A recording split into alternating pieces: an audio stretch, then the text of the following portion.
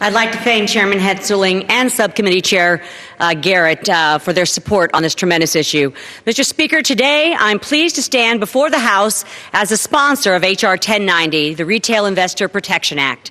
This important legislation that I have sponsored and worked on for 3 long years now came about after my colleagues on the Financial Services Committee and I, along with members of Congress on both sides of the aisle, saw the potential negative effects that this rulemaking from the Department of Labor could have on millions of Americans seeking advice on how to invest their retirement savings. For that reason, we felt it was important to put the Securities and Exchange Commission, the primary and expert regulator for these financial professionals, in charge of studying and writing the rules on this issue. This isn't such a radical idea. In fact, this is what Congress intended when they included Section 913 in the Dodd-Frank Financial Reform Bill. Mr. Speaker, this same legislation received the support of 30 House Democrats last Congress, and once again, I hope that they heed the concerns and the warnings that their constituents have provided them about the dire consequences this rule will have on America's retirement savings. Make no mistake, there is a savings crisis in this country. About half of all households age 55 and over have no retirement savings at all. How does this happen? Unfortunately, for many people like that single mother of 2 who gets paid on the 15th and 30th of each month, there is just too much month at the end of the money after paying for mortgages, groceries, medical bills, and other expenses. And saving for retirement ultimately gets pushed off until the next month, and the next month, and so on. For many American households, a trusted financial advisor is the key link to helping them see the benefits in saving early and helping them realize how to save and grow their investment. The vast majority of those financial professionals already provide advice and recommendations that are in the best interest of their clients. Unfortunately, this rulemaking from the Department of Labor could potentially cut access, limit choice, and raise costs for that kind of financial advice, putting the goal of retirement even further out of reach. The Department of Labor states that this rule simply would require financial advisors to act in the best interests of their customers. Well, who would argue with that?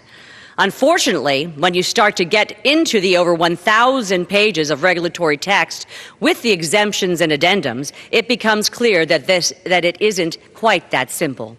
The increased compliance burdens and the further legal liability that will be required under this regulation will make it very difficult for many brokers to continue servicing small accounts, which predominantly belong to low and middle income Americans who are just starting to save and haven't built up their retirement nest egg.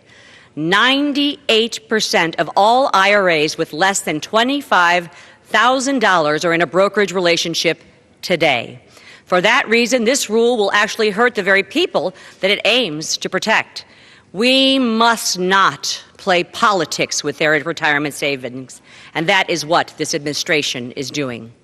We have already seen this happen in the United Kingdom. They enacted a similar regulation in 2013, and we have seen since then over 300,000 clients dropped by their financial advisors because their account balances were too small. Now the UK government is launching an investigation into the advisory gap that exists for those people who do not have significant wealth.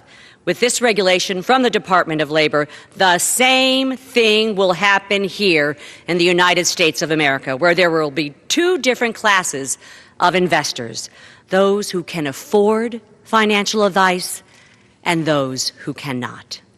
Mr. Speaker, this is not a Wall Street issue. This is Main Street as it gets. Washington should not be making it more difficult for Americans to save for retirement.